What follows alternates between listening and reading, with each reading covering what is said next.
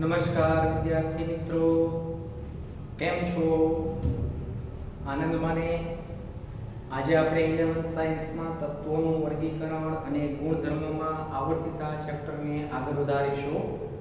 Last લેક્ચરમાં આપણે આયનીકરણ એન્થાલ્પીની ચર્ચા કરેલી. એક જ આવર્તમાં ડાબી બાજુએથી જમણી બાજુ તરફ જતા, દાખલા તરીકે બીજા આવર્તમાં તમે લિથિયમથી beryllium, boron, carbon, nitrogen, oxygen, fluorine તરફ જાઓ છો.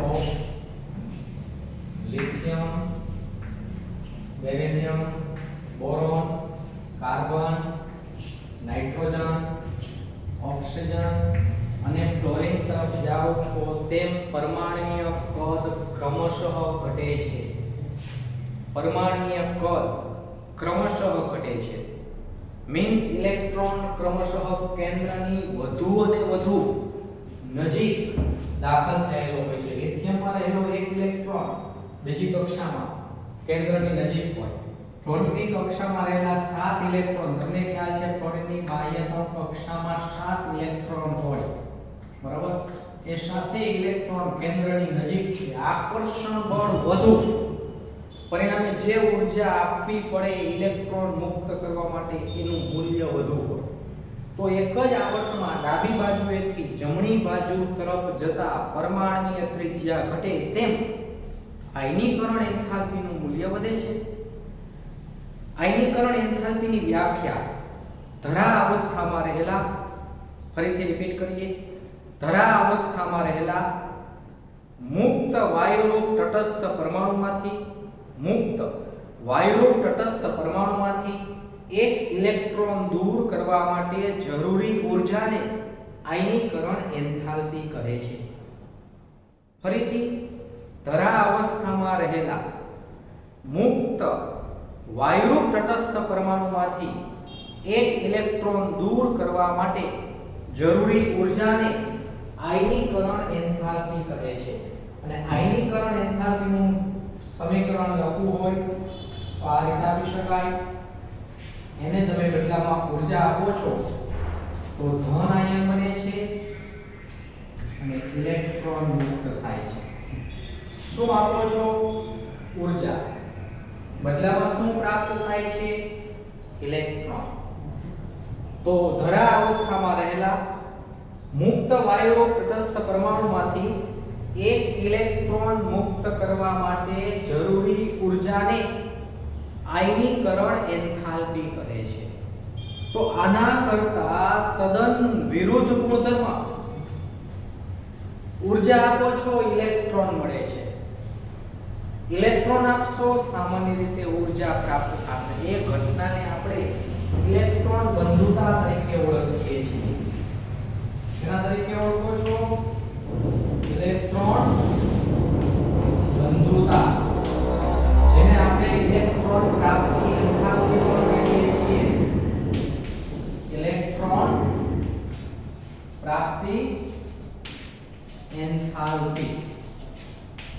ઇલેક્ટ્રોન બંધુતા એટલે ઇલેક્ટ્રોન એફિનિટી પરથી Ea, ઇલેક્ટ્રોન પ્રાપ્તિ એન્થાલ્પી જેને દર્શાવાય delta Eg H. Electron gain enthalpy આના કરતા તદ્દન વિરુદ્ધ ગુણધર્મ, આયનીકરણ એન્થાલ્પી કરતા. સમીકરણ લખવું હોય તો એના કરતા તદ્દન વિરુદ્ધ લખી શકાય. આ રીતે કે તટસ્થ પરમાણુ છે, ઊર્જા આપતા ઇલેક્ટ્રોન પ્રાપ્ત થાય છે. અહીં તમે ઇલેક્ટ્રોન આપો છો, ઋણ આયન બનશે અને સામાન્ય રીતે ઊર્જા મુક્ત થશે. સામાન્ય રીતે આ સમીકરણ 100% સાચું નથી, કારણ કે ઊર્જા મુક્ત થાય એવું બધા તત્વો માટે જોવા મળતું નથી. ખાસ કરીને ત્યાં અપવાદ રૂપકતા નિષ્ક્રિય તત્વની છે, ઉમદા તત્વની છે. પણ એ આપણે પછી ચર્ચા કરીએ. એ તરફ જતા પહેલા વ્યાખ્યાને રિપીટ કરીએ. વાયુ તટસ્થ પરમાણુમાં એક ઇલેક્ટ્રોન દાખલ થઈ ઋણાયન બને ત્યારે થતા ઊર્જાના ફેરફારને ઇલેક્ટ્રોન પ્રાપ્તિ એન્થાલ્પી કહે છે. વાયુ તટસ્થ પરમાણુમાં એક ઇલેક્ટ્રોન દાખલ થઈને ઋણાયન બને ત્યારે થતા ઊર્જાના ફેરફારને ઇલેક્ટ્રોન પ્રાપ્તિ એન્થાલ્પી કહે છે. ઇલેક્ટ્રોન પ્રાપ્તિ એન્થાલ્પી કહે છે. વાયુ તટસ્થ પરમાણુમાં એક ઇલેક્ટ્રોન દાખલ થઈને ઋણાયન બને ત્યારે થતા ઊર્જાના ફેરફારને ઇલેક્ટ્રોન પ્રાપ્તિ એન્થાલ્પી કહે છે. સામાન્ય રીતે તમને ખ્યાલ છે કે એક જ આવર્તમાં ડાબી બાજુએથી જમણી બાજુ તરફ જતા તો આયનીકરણ એન્થાલ્પીના મૂલ્યમાં ક્રમશઃ વધારો થાય છે. જેમ કે તમને ખ્યાલ છે લિથિયમની આયનીકરણ એન્થાલ્પી 520 કિલોજૂલ પર મોલ છે. લિથિયમ કરતા બેરિલિયમની આયનીકરણ એન્થાલ્પીનું મૂલ્ય વધુ 899 કિલોજૂલ પર મોલ. બેરિલિયમ કરતા બોરોનની આયનીકરણ એન્થાલ્પી વધુ હોવી જોઈએ પરંતુ ઘટે છે. બેરિલિયમ કરતા બોરોનની આયનીકરણ એન્થાલ્પીનું મૂલ્ય ઓછું છે 801 કિલોજૂલ પર મોલ. 801 કિલોજૂલ પર મોલ. કાર્બનની આયનીકરણ એન્થાલ્પીનું મૂલ્ય વધીને 1086 કિલોજૂલ પર મોલ. નાઇટ્રોજનની આયનીકરણ એન્થાલ્પીનું મૂલ્ય વધીને 1402 કિલોજૂલ પર મોલ. કાર્બન કરતા નાઇટ્રોજનની આયનીકરણ એન્થાલ્પી વધુ છે. નાઇટ્રોજન કરતા ઓક્સિજનની આયનીકરણ એન્થાલ્પીનું મૂલ્ય વધુ હોવું જોઈએ પરંતુ ઘટે છે અને એ મૂલ્ય છે 1314 કિલોજૂલ પર મોલ. અને તમને ખ્યાલ છે ક્લોરીનની આયનીકરણ એન્થાલ્પીનું મૂલ્ય છે 1681 કિલોજૂલ પર મોલ. નેક્સ્ટ નિયોન આવે. નિયોનની આયનીકરણ એન્થાલ્પી 2080 કિલોજૂલ પર મોલ છે. આમ જોવા જઈએ તો એક જ આવર્તમાં ડાબી બાજુએથી જમણી બાજુ તરફ જતા પરમાણુય ત્રિજ્યા ઘટે તેમ ઇલેક્ટ્રોન ક્રમશઃ નજીક દાખલ થાય છે. નજીક દાખલ થયેલો છે તો આયનીકરણ એન્થાલ્પીનું મૂલ્ય વધે છે. હવે આના કરતા વિરુદ્ધ સામાન્ય રીતે બે ખાંચ જોવા મળે છે. બેરિલિયમ થી બોરોન તરફ જતા અને નાઇટ્રોજન થી ઓક્સિજન તરફ જતા અને એક ખાંચ શા માટે જોવા મળે છે એની ચર્ચા પણ આપણે કરેલી કે બેરિલિયમમાં ઇલેક્ટ્રોન 2s કક્ષકમાં હોય અને બોરોનમાં ઇલેક્ટ્રોન 2p કક્ષકમાં હોય. 2p કક્ષક દૂર છે અને પરિણામે આપણે ઇલેક્ટ્રોનને સહેલાઈથી દૂર કરી શકીએ, ઓછી ઊર્જા સાથે દૂર કરી શકીએ. નાઇટ્રોજનમાં અર્ધપૂર્ણ p કક્ષક ભરાયેલી છે જ્યારે ઓક્સિજનમાં અર્ધપૂર્ણ રચના નથી. એમાં ઇલેક્ટ્રોનનું યુગ્મીકરણ થયેલું છે. આવબાવ, પોલી અને મૂંડના નિયમો ઇલેક્ટ્રોન રચના માટેના છે જેની ચર્ચા આપણે પછી કરીશું. પણ અહીંયા ઇલેક્ટ્રોન વચ્ચેનું અપાકર્ષણ બળ કાર્યરત છે અને પરિણામે ઓછી ઊર્જા આપશો નાઇટ્રોજન કરતા તો પણ એ ઇલેક્ટ્રોનને આપણે સહેલાઈથી દૂર કરી શકશું જેને આપણે કહીએ છીએ આયનીકરણ એન્થાલ્પી. હવે એક જ આવર્તમાં ડાબી બાજુએથી જમણી બાજુ તરફ જતા એક જ આવર્તમાં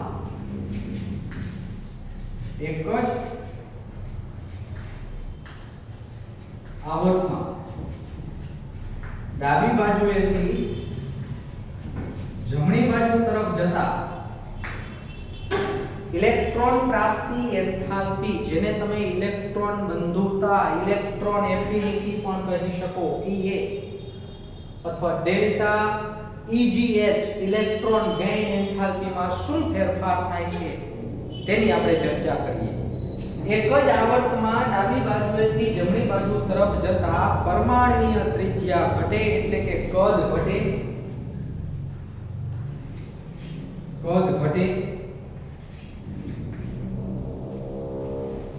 ધાત્વિય ગુણ પણ ઘટે.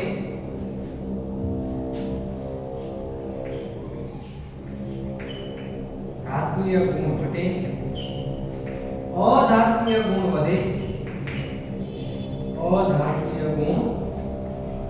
વધે. તેમ ઇલેક્ટ્રોન પ્રાપ્તિ એન્થાલ્પીનું મૂલ્ય વધે છે. તેમ ઇલેક્ટ્રોન પ્રાપ્તિ એન્થાલ્પીનું ઋણ મૂલ્ય વધે છે. ઋણ મૂલ્ય વધે છે. દાખલા તરીકે બીજા આવર્તમાં તમે લિથિયમ થી ફ્લોરિન તરફ જશો, બીજા આવર્તમાં તમે લિથિયમ થી ફ્લોરિન તરફ જશો તેમ પરમાણ્વીય ક્રમાંક વધે.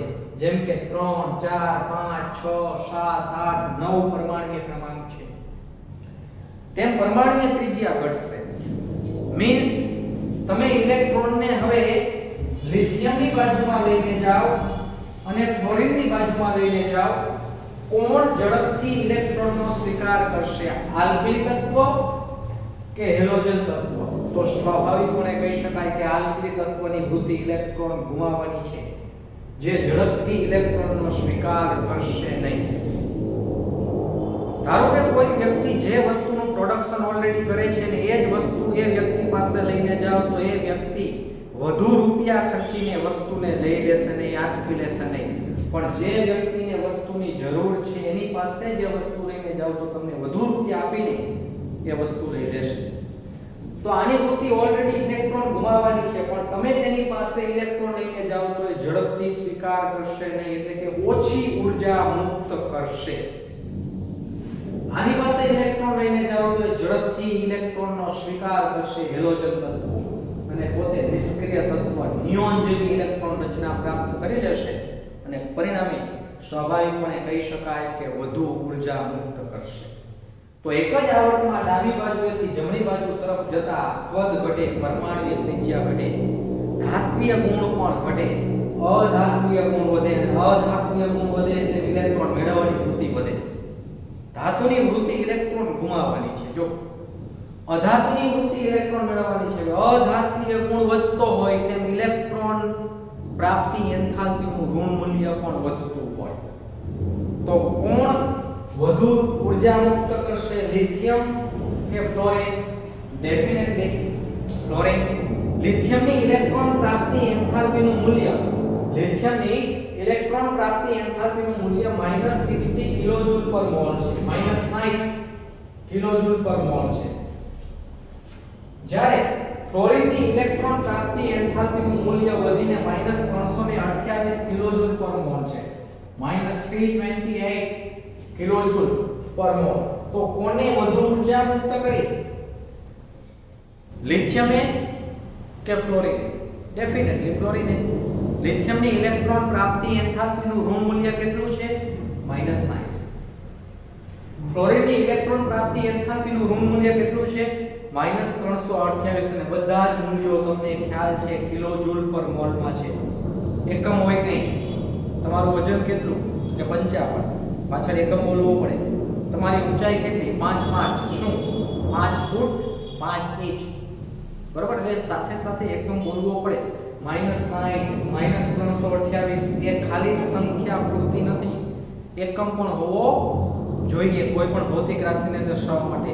અને બધા એકમ તમને ખ્યાલ છે, આપણે આગલા લેક્ચરમાં ચર્ચા કરેલી આ મૂલ્યો બધા કિલોજૂલ પર મોલમાં છે. તો એક જ આવર્તમાં ડાબી બાજુએથી જમણી બાજુ તરફ જતા કદ ઘટે, એટલે કે પરમાણ્વીય ત્રિજ્યા ઘટે, ધાત્વીય ગુણ પણ ઘટે, અધાત્વીય ગુણ વધે. તેમ ઇલેક્ટ્રોન પ્રાપ્તિ એન્થાલ્પી ડેલ્ટા EgH નું ઋણ મૂલ્ય વધે, જેને આપણે EA તરીકે ઇલેક્ટ્રોન એફિનિટી તરીકે પણ વ્યક્ત કરીએ છીએ. EA પણ વધે, ઋણ મૂલ્ય વધે. નેક્સ્ટ આ જ રીતે એક જ આવર્તની જેમ એક જ સમૂહમાં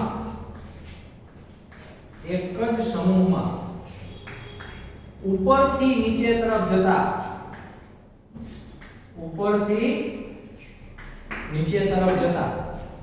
શું થાય છે? એક જ સમૂહમાં ઉપરથી નીચે તરફ જતા એટલે કે દાખલા તરીકે લિથિયમ,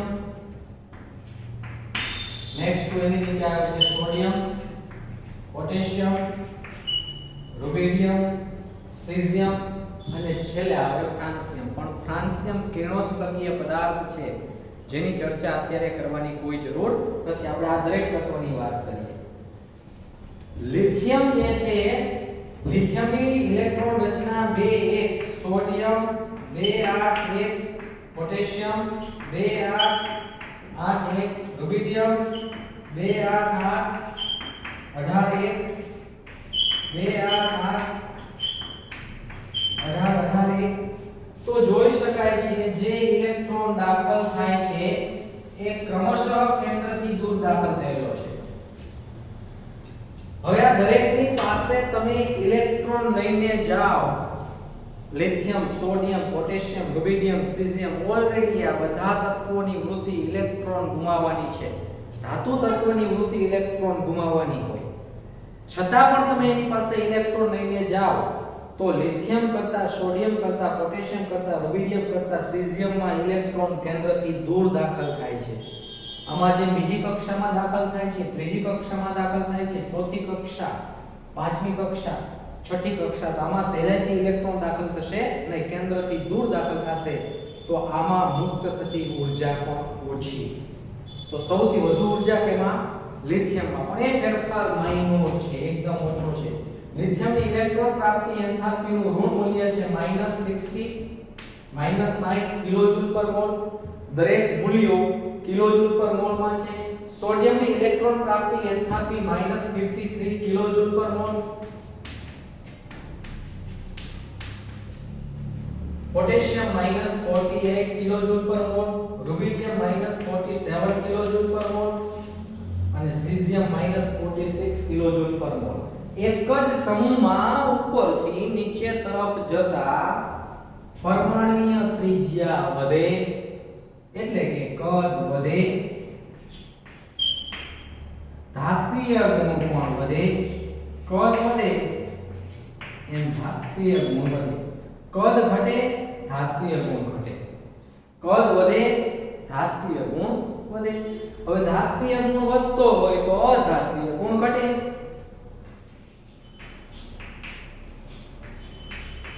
અધાત્વિય ગુણ ઘટે અને પરિણામે કહી શકાય કે તેની ઇલેક્ટ્રોન પ્રાપ્તિ એન્થાલ્પીનું ઋણ મૂલ્ય ઘટે છે. ઇલેક્ટ્રોન પ્રાપ્તિ એન્થાલ્પીનું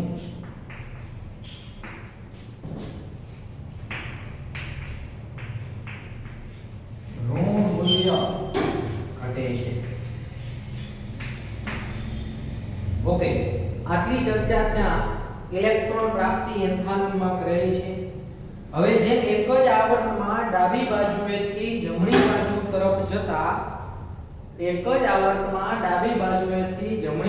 તરફ જતા આયનીકરણ એન્થાલ્પીનું મૂલ્ય વધે છે. બે જગ્યાએ ખાંચ જોવા મળે છે, બેરિલિયમથી બોરોન, નાઇટ્રોજનથી ઓક્સિજન.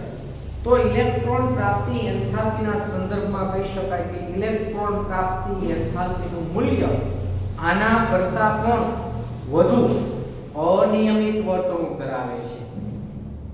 અનિયમિત વર્તણૂક એટલે કંઈ નક્કી ન હોય. તત્વના બીજા જે ગુણધર્મો છે એની સાથે આમાંય અનિયમિત વર્તણૂક થાય. શું છે અનિયમિત વર્તણૂક? તો લિથિયમ થી ફ્લોરિન તરફ જશો તો ઇલેક્ટ્રોન પ્રાપ્તિ એન્થાલ્પીનું ઋણ મૂલ્ય તો વધે છે, પણ સૌથી છેલ્લું તત્વ દાખલા તરીકે lithium, beryllium, boron, carbon, nitrogen, oxygen, fluorine અને નિયોન. સૌથી છેલ્લું તત્વ નિયોન. નિયોન પાસે તમે ઇલેક્ટ્રોન લઈને જાઓ તો નિયોન ઇલેક્ટ્રોનનો સ્વીકાર કરી અને ધારો કે નિયોન માઈનસ બને, નિયોન ઋણાયન બને, તો દાખલ થતો ઇલેક્ટ્રોન નવી કક્ષામાં દાખલ થાય છે. કેમ નવી કક્ષા? તો લિથિયમનો નિયોનની ઇલેક્ટ્રોન રચના 2 8 પરમાણુ ક્રમાંક 10 છે. હવે નિયોનમાં ઇલેક્ટ્રોન દાખલ થઈ નિયોન માઈનસ બને તો 11 નો ઇલેક્ટ્રોન થયો, 2 8 અને 1. તો જોઈ શકાય છે નવી કક્ષામાં ઇલેક્ટ્રોન દાખલ થાય છે એટલે કે કેન્દ્રથી દૂર દાખલ થાય છે અને પરિણામે કેન્દ્રથી દૂર રહેલા ઇલેક્ટ્રોનની ઊર્જા તમને ખ્યાલ છે આની સ્થિરતા ઘટશે કારણ કે ઊર્જા વધી ગઈ અને પરિણામે એ ઓછી ઊર્જા મુક્ત કરે છે. બરાબર? ઓછી ઉર્જા જે છે એક સ્થિરતા પ્રાપ્ત કરાવી તો ઓછી ઉર્જાનો પોતે સંગ્રહ કરે છે, ઓછી ઉર્જા મેળવે છે. ફરીથી નિયોનમાંથી નિયોન માઈનસ સહેલાઈથી બનાવી શકાય નહીં. તમારે તેને ઇલેક્ટ્રોને આપવો પડશે, ઉર્જા પણ આપવી પડશે. તો આની ઇલેક્ટ્રોન પ્રાપ્તિ એન્થાલ્પીનું મૂલ્ય ઋણ નથી પણ ધન છે. આ અપાદ્રુપકતા નિષ્ક્રિય તત્વો, જેટલા પણ નિષ્ક્રિય તત્વો છે, helium, neon, argon, krypton, xenon, radon, આ બધા તત્વની ઇલેક્ટ્રોન પ્રાપ્તિ એન્થાલ્પી જેને આપણે કહીએ છીએ ઇલેક્ટ્રોન બંધુતા, એનું મૂલ્ય ધન છે. તમારી પાસે ટેક્સ્ટ બુક છે, એ ટેક્સ્ટ બુકમાં મૂલ્યો આપેલા છે. મૂલ્યો તમારે યાદ રાખવાના નથી, તો એ બધા મૂલ્યો તમારે યાદ રાખવાના નથી, પણ મૂલ્યો પર નજર નાખવાની છે. તો જોઈએ મૂલ્ય જે આપેલા છે એ ટેક્સ્ટ બુકમાં જોઈ શકાય છે. જો ત્યાં જે મૂલ્ય આપેલા છે એ મૂલ્ય પર આપણે નજર નાખીએ. ટેબલ આપેલું છે, ટેબલ 3.7, ટેબલ 3.7. તો ટેબલ 3.7 છે. અહીંયા તમે જોઈ શકો છો હિલિયમની ઇલેક્ટ્રોન પ્રાપ્તિ એન્થાલ્પી +48 કિલોજૂલ પર મોલ છે. નિયોનની 116 પ્લસ, આર્ગોનની 96 પ્લસ, ક્રિપ્ટોનની 96 પ્લસ, ઝેનોનની 77 પ્લસ, રેડોનની 68 પ્લસ. તો જોઈ શકાય છે અહીંયા જે મેં સ્કેલ મૂકેલી છે એ બધા નિષ્ક્રિય ઉમદા તત્વો માટે ઇલેક્ટ્રોન પ્રાપ્તિ એન્થાલ્પીના મૂલ્ય દર્શાવે છે. તો યાદ રાખજો, અપવાદરૂપકતા એ છે કે નિષ્ક્રિય તત્વ, ઉમદા તત્વ, એમાં તમે ઇલેક્ટ્રોન આપશો તો બદલામાં ઉર્જા પણ આપવી પડે છે. જનરલી આના પહેલા આપણે એમ કહેતા હતા કે ઉર્જા આપશો તો ઇલેક્ટ્રોન મળશે અને ઇલેક્ટ્રોન આપશો તો ઉર્જા મળશે. પણ ઇલેક્ટ્રોન પ્રાપ્તિ એન્થાલ્પીના સંદર્ભમાં એ થોડું અપવાદરૂપ છે. એટલે આલ્કલી તત્વ જે છે એની ઇલેક્ટ્રોન પ્રાપ્તિ એન્થાલ્પીનું મૂલ્ય ઓછું ઋણ છે. આલ્કલી તત્વ જેમ કે લિથિયમની -60, સોડિયમની -53, પોટેશિયમ -48, રુબિડિયમ -47, સીઝિયમ -46. જ્યારે હેલોજન તત્વો છે એની ઇલેક્ટ્રોન પ્રાપ્તિ એન્થાલ્પીનું મૂલ્ય વધુ ઋણ છે. -328, -349, -325, -295, -270. એટલે હેલોજન તત્વોની ઇલેક્ટ્રોન પ્રાપ્તિ એન્થાલ્પીનું મૂલ્ય વધુ ઋણ છે, જ્યારે નિષ્ક્રિય તત્વની ઇલેક્ટ્રોન પ્રાપ્તિ એન્થાલ્પીનું મૂલ્ય ધન છે. બરાબર. તો એમસીક્યુ પૂછી શકાય, આલ્કલી તત્વની ઇલેક્ટ્રોન પ્રાપ્તિ એન્થાલ્પીનું મૂલ્ય કેવું છે? વધુ ધન, વધુ ઋણ, ઓછું ધન, ઓછું ઋણ. તો તમારો જવાબ હશે ઓછું ઋણ. હેલોજન તત્વોની ઇલેક્ટ્રોન પ્રાપ્તિ એન્થાલ્પીનું મૂલ્ય કેવું છે? વધુ ધન, વધુ ઋણ, ઓછું ધન, ઓછું ઋણ. તો વધુ ઋણ. નિષ્ક્રિય તત્વ માટે ઇલેક્ટ્રોન પ્રાપ્તિ એન્થાલ્પીનું મૂલ્ય કેવું છે? વધુ ઋણ, ઓછું ઋણ, શૂન્ય કે ધન? તો ધન છે. તો આ બધી અપવાદરૂપકતા પણ વિદ્યાર્થી મિત્રો તમારે યાદ રાખવાની છે. તો નેક્સ્ટ આગળ વધીએ. ટેક્સ્ટમાં નજર નખાઈ ગઈ હોય તો એના પછી ક્રમશઃ આપણે આગળ વધીએ. તો હવે તમને અમુક તત્વ આપેલા છે, એ તત્વમાં કેની ઇલેક્ટ્રોન પ્રાપ્તિ એન્થાલ્પીનું મૂલ્ય કેવું છે એની થોડી ચર્ચા કરીએ. દાખલા તરીકે ઓક્સિજનની નીચે આવે છે સલ્ફર અને ફ્લોરિનની નીચે આવે છે ક્લોરીન. આ ચાર તત્વો ઓક્સિજન, ફ્લોરિન, સલ્ફર અને ક્લોરીન એક જ સમૂહમાં ઉપરથી નીચે તરફ જાશો તેમ ઇલેક્ટ્રોન પ્રાપ્તિ એન્થાલ્પીનું ઋણ મૂલ્ય ઘટે છે. મીન્સ સૌથી ઉપરના તત્વની ઇલેક્ટ્રોન પ્રાપ્તિ એન્થાલ્પી વધુ હોય, નીચેના તત્વની ઇલેક્ટ્રોન પ્રાપ્તિ એન્થાલ્પી ઓછી હોય. બરાબર. પણ હવે તમારે આની કમ્પેરિઝન કરવી હોય કેની ઇલેક્ટ્રોન પ્રાપ્તિ એન્થાલ્પી વધુ હોય, ઓક્સિજન, સલ્ફર, ફ્લોરિન કે ક્લોરીન? તો સિમ્પલ આ સમૂહ છે ઓક્સિજન, સલ્ફર, સિલેનિયમ, એલ્યુમિનિયમ અને polonium. Fluorine, chlorine, bromine, iodine અને એસ્ટેટાઇન. સમૂહમાં ઉપરથી નીચે તરફ જાઓ તેમ ઇલેક્ટ્રોન ડેલ્ટા EZH વડે દર્શાવાય. ડેલ્ટા EZH નું ઋણ મૂલ્ય ઘટે છે. ડેલ્ટા EZH નું ઋણ મૂલ્ય ઘટે છે. મીન્સ સૌથી વધુ ઇલેક્ટ્રોન પ્રાપ્તિ એન્થાલ્પી કયા તત્વની હોવી જોઈએ? તો ઓક્સિજન અને ફ્લોરિનની હોવી જોઈએ. પણ હકીકતમાં ફ્લોરિનની ઇલેક્ટ્રોન પ્રાપ્તિ એન્થાલ્પી ક્લોરીન કરતા ઓછી છે. ફ્લોરિનને આપણે અહીંયા સ્થાન આપવામાં આવેલું છે. તો ફ્લોરિન કરતા ક્લોરીનની ઇલેક્ટ્રોન પ્રાપ્તિ એન્થાલ્પી વધુ. ફ્લોરિન કરતા ક્લોરીનની ઇલેક્ટ્રોન પ્રાપ્તિ એન્થાલ્પી વધુ. હકીકતમાં સૌથી પહેલું તત્વ છે એની વધુ. ક્રમશઃ નીચે તરફ જાવ તેમ ઘટવું જોઈએ. તો ફ્લોરિનની બધાથી વધુ અને ક્લોરીનની બધાથી ઓછી, ક્લોરીનની એના કરતા ઓછી હોવી જોઈએ. પણ મૂલ્યમાં ફેરફાર. એનું કારણ શું? તો એના કારણ તરફ જાવ તો બંનેની ઇલેક્ટ્રોન રચના છે. ફ્લોરિન જે છે, ફ્લોરિનની ઇલેક્ટ્રોન રચના તમને ખ્યાલ છે 2 7 અને ક્લોરીનની ઇલેક્ટ્રોન રચના 2 8 7 છે. ક્લોરીનમાં દાખલ થતો ઇલેક્ટ્રોન 2p કક્ષકમાં હોય, n બરાબર 2 માં હોય, 2p કક્ષકમાં. અને ક્લોરીનમાં દાખલ થતો ઇલેક્ટ્રોન 3p કક્ષકમાં, કારણ કે ત્રીજી કક્ષામાં દાખલ થાય છે 3p કક્ષકમાં. 2p કક્ષા કેન્દ્રની નજીક છે. ક્લોરીનના કદ દોરો તો ખ્યાલ હશે. દાખલા તરીકે ક્લોરીન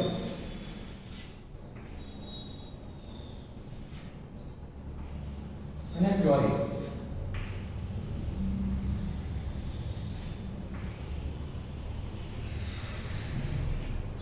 પહેલી કક્ષામાં 2 ઇલેક્ટ્રોન છે, બીજી કક્ષામાં 7 ઇલેક્ટ્રોન. 1 2 3 4 5 6 અને 7. અહીંયા પહેલી કક્ષામાં 2 ઇલેક્ટ્રોન, બીજી કક્ષામાં 8 ઇલેક્ટ્રોન. ક્લોરીનની વાત થાય છે. આ ફ્લોરિન છે, ના ક્લોરીન છે. ત્રીજી કક્ષામાં 7 ઇલેક્ટ્રોન. 1 2 3 4 5 6 અને 7. જો હવે આપણે બંને પાસે એક ઇલેક્ટ્રોન લઈને જઈએ છીએ. ફ્લોરિન પાસે એક ઇલેક્ટ્રોન લઈને જાવ છો, ક્લોરીન પાસે પણ એક ઇલેક્ટ્રોન લઈને જઈએ છીએ. કોણ ઇલેક્ટ્રોનનો ઝડપથી સ્વીકાર કરશે? ફ્લોરિન કે ક્લોરીન? ફ્લોરિનમાં દાખલ થતો ઇલેક્ટ્રોન 2p કક્ષકમાં છે, કેન્દ્રની નજીક છે. અને ક્લોરીનમાં દાખલ થતો ઇલેક્ટ્રોન 3p કક્ષકમાં છે, કેન્દ્રથી દૂર છે. જોઈ શકાય છે અહીંયા ઓલરેડી ઇલેક્ટ્રોન વચ્ચેનું અપાકર્ષણ વધુ હોય. નવો ઇલેક્ટ્રોન સહેલાઈથી પ્રવેશી શકે નહીં. અહીંયા ઇલેક્ટ્રોન એકબીજાથી દૂર છે. ઇલેક્ટ્રોન વચ્ચેનું અપાકર્ષણ ઓછું હોય તો સહેલાઈથી આ ઇલેક્ટ્રોનને બેસાડી શકાય. અને જેમાં સહેલાઈથી ઇલેક્ટ્રોન બેસે, વધુ ઊર્જા મુક્ત કરે તો ફ્લોરિન કરતા ક્લોરીનની ઇલેક્ટ્રોન પ્રાપ્તિ એન્થાલ્પી, ઇલેક્ટ્રોન બંધુતાનું મૂલ્ય વધુ ઋણ છે. કારણ કે ફ્લોરિનમાં દાખલ થતો ઇલેક્ટ્રોન 2p કક્ષકમાં છે. ઇલેક્ટ્રોન વચ્ચેનું અપાકર્ષણ વધુ, ઓછી ઊર્જા મુક્ત કરે. ક્લોરીનમાં દાખલ થતો ઇલેક્ટ્રોન 3p કક્ષકમાં છે. ઇલેક્ટ્રોન વચ્ચેનું અપાકર્ષણ ઓછું અને પરિણામે વધુ ઊર્જા મુક્ત કરે છે.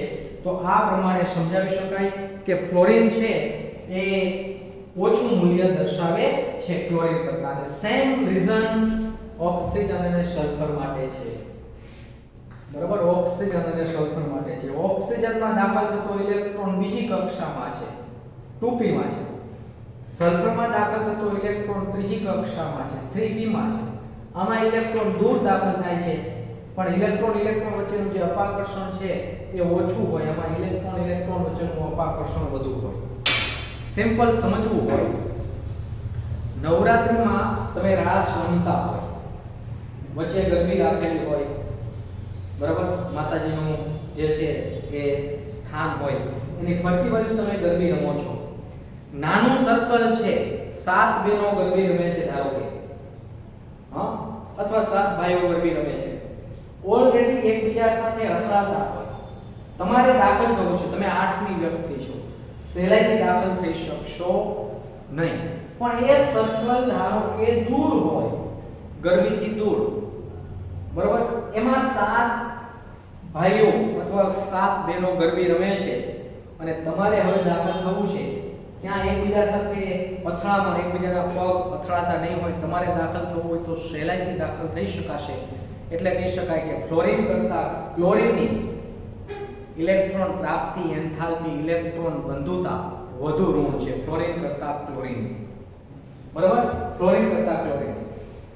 ઓક્સિજન છે ને એની તો બધાય કરતા ઓછી છે આમાં. બરાબર, ઓક્સિજન ને ડાઉન મૂકી દેવાનું, બધા કરતા ડાઉન. તો આ ક્રમ આવો થશે, જો યાદ રાખજો. ક્લોરીન, પછી fluorine, next to bromine, iodine. Fluorine ક્લોરીનમાં માત્ર બે જ આપવાત, ક્લોરીન ની વધુ અને ફ્લોરિન ની ઓછી. ક્લોરીન, પછી ફ્લોરિન, પછી બ્રોમિન, પછી આયોડિન અને પછી એસ્કેટાઇન. પણ અહીંયા આ રીતે છે સલ્ફર, બરાબર, સિલેનિયમ, ટેલ્યુરિયમ, પોલોનિયમ અને અહીંયા તમને ખ્યાલ છે ઓક્સિજન. ઓક્સિજન છે ને બધાથી ડાઉન છે. જેમ ક્લોરીન છે, ક્લોરીન ક્લોરીનમાં જ ફેરફાર છે. આવો એક અપવાદ રૂપકતા ધરાવતો પ્રશ્ન પૂછી શકાય. ખાસ યાદ રાખવાનું છે ઓક્સિજનની ઇલેક્ટ્રોન પ્રાપ્તિ, એન્થાલ્પી, ઇલેક્ટ્રોન બંધુતા સૌથી ઓછી છે. ત્યારે અહીંયા માત્ર ફ્લોરિન અને ક્લોરીનમાં જ ડિફરન્સ છે, જે તમારી ટેક્સ્ટ બુકમાં દર્શાવેલું છે. ટેક્સ્ટ બુકમાં તમે નજર નાખશો તો ખ્યાલ પડશે. થોડી નજર ટેક્સ્ટ બુકમાં નાખવાની છે. મૂલ્યો યાદ રાખવાના નથી, માત્ર જાણકારી માટે છે.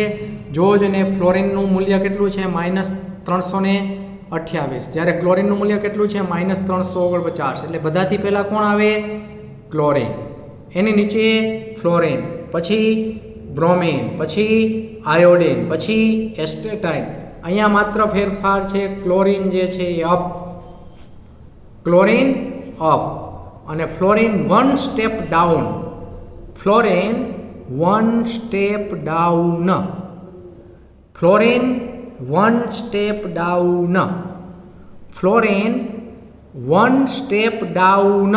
યાદ રાખજો, મૂલ્યો યાદ રાખવાના નથી, પણ ક્રમ યાદ રાખવાનો છે. નેક્સ્ટ એના પછી આપણે વાત કરી oxygen, sulphur, selenium, tellurium, polonium.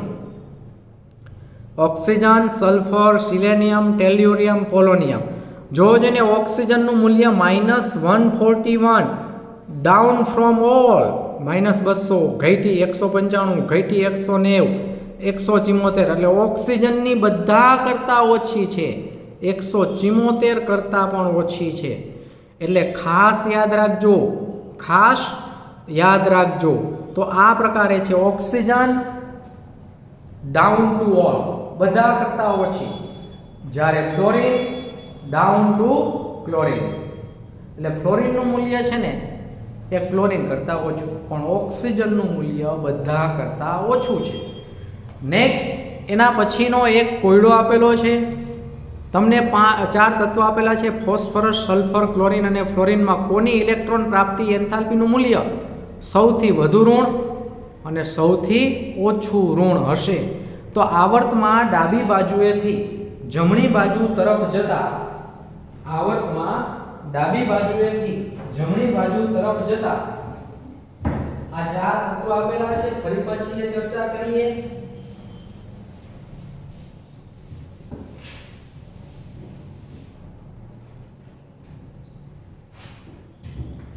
Phosphorus, sulphur, chlorine અને ફ્લોરિન, આ 4 તત્વોમાંથી સૌથી વધુ ઋણ,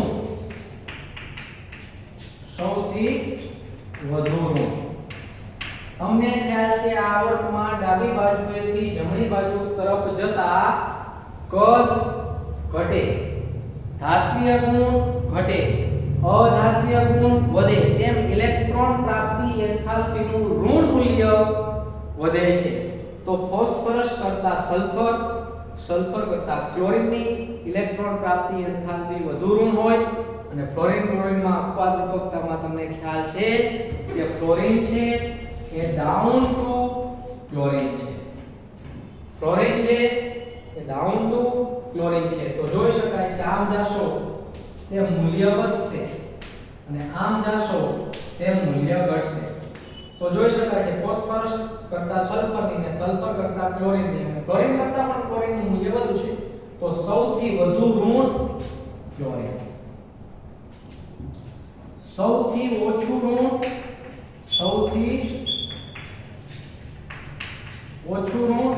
તો જોઈ શકાય છે ફોસ્ફરસ, સલ્ફર અને ક્લોરીન એક જ આવર્તના તત્વ છે. બરાબર. જ્યારે ક્લોરીન છે એ તો ક્લોરીનની નીચે સ્થાન મળેલું છે, ક્લોરીન કરતા નીચે કોઈ મૂલ્ય. તો જોઈ શકાય છે ક્લોરીન જે છે સૌથી ઓછું ઋણ મૂલ્ય કેના માટે થશે? ક્લોરીન માટે થશે. કેના માટે થશે? ક્લોરીન માટે થશે. કે પછી ફોસ્ફરસ માટે થશે? કેના માટે થશે? સૌથી ઓછું ઋણ મૂલ્ય ઇલેક્ટ્રોન પ્રાપ્તિ એન્થાલ્પીનું મૂલ્ય. જો અહીંયા કમ્પેરિઝન માત્ર બે તત્વની છે, બરાબર, પણ આ બે તત્વની વાત કરતા હોય તો ફોસ્ફરસનું સૌથી ઓછું ઋણ મૂલ્ય થશે. અહીંયા કમ્પેરિઝન ના કરતા, બરાબર. તો આ પ્રકારે છે સૌથી વધુ ઋણ ક્લોરીન, સૌથી ઓછું ઋણ તો ફોસ્ફરસ, બરાબર. કારણ કે ક્યાંય દૂર આવેલું છે. ક્લોરીન કરતા સલ્ફરની ઓછી, સલ્ફર કરતા ફોસ્ફરસની ઓછી, ક્લોરીન કરતા ફ્લોરીનની ઓછી છે, પણ ફોસ્ફરસ અને ફ્લોરીનની વાત કરતા હોય તો ફોસ્ફરસનું ઋણ મૂલ્ય ઓછું છે. તો આ પ્રકારે પૂછી શકાય. ફરીથી બે વ્યાખ્યાઓ નજીકની. પહેલી વ્યાખ્યા આપણે કીધી ઇલેક્ટ્રોન આયનીકરણ એન્થાલ્પી. ધરા અવસ્થામાં રહેલા મુક્ત વાયુરૂપ તટસ્થ પરમાણુમાંથી એક ઇલેક્ટ્રોન દૂર કરવા માટે જરૂરી ઊર્જાને આયનીકરણ એન્થાલ્પી કહે છે. અને ઇલેક્ટ્રોન પ્રાપ્તિ એન્થાલ્પીની વ્યાખ્યાની ચર્ચા કરતા હોઈએ તો જ્યારે વાયુરૂપ તટસ્થ પરમાણુમાં એક ઇલેક્ટ્રોન દાખલ થાય છે ત્યારે થતા ઊર્જાના ફેરફારને શું કહેવામાં આવે છે? ઇલેક્ટ્રોન પ્રાપ્તિ એન્થાલ્પી અથવા ઇલેક્ટ્રોન બંધુતા, ઇલેક્ટ્રોન એફિનિટી કહે છે. નેક્સ્ટ આ ચેપ્ટરનો છેલ્લો ટોપિક, છેલ્લો મુદ્દો એટલે વિદ્યુત ઋણતા આપેલું છે, જેની આપણે નેક્સ્ટ લેક્ચરમાં ચર્ચા કરીશું. પણ વિદ્યાર્થી મિત્રો, જેટલા ટોપિક્સ થયા છે તેના પર વ્યવસ્થિત નજર નાખવાની અને સાથે સાથે તૈયારી કરવાની છે. તમારી પાસે લીખો પણ છે, લીખામાંથી MCQ થોડા સોલ્વ કરતા જાજો. નેક્સ્ટ આ વીકથી હું તમને થોડા MCQ ઝૂમમાં પણ સોલ્વ કરાવીશ, બરાબર. એટલે ઝૂમ મીટિંગમાં આપણે જે ડાઉટ હોય એ ડાઉટ પૂછવાના છે અને સાથે સાથે એ તૈયારી પણ થતી જાય એવી આપણે તૈયારી કરવાની છે. એટલે MCQ મોટે ભાગે સોલ્વ થઈ જશે. છતાં પણ ડાઉટ વધારે હોય તો જ્યારે પણ આપણે ક્લાસરૂમમાં મળશું, બરાબર, જ્યારે પણ સ્કૂલ ચાલુ થશે ત્યારે વધુ જે પ્રોબ્લેમેટિક MCQ છે એ બધા હું ક્લાસમાં કરાવીશ. કારણ કે અત્યારે એનો યોગ્ય ન્યાય મેળવી શકાય નહીં, પણ છતાં જેટલી આપણે જરૂરિયાત છે અથવા જેટલા ઇઝીલી સોલ્વ થાય છે એ બધા MCQ ને તો આપણે સાથે સાથે સોલ્વ કરવાનો જ આગ્રહ રાખીશું. તો અહીંયા સુધી આપણે રાખીએ છીએ.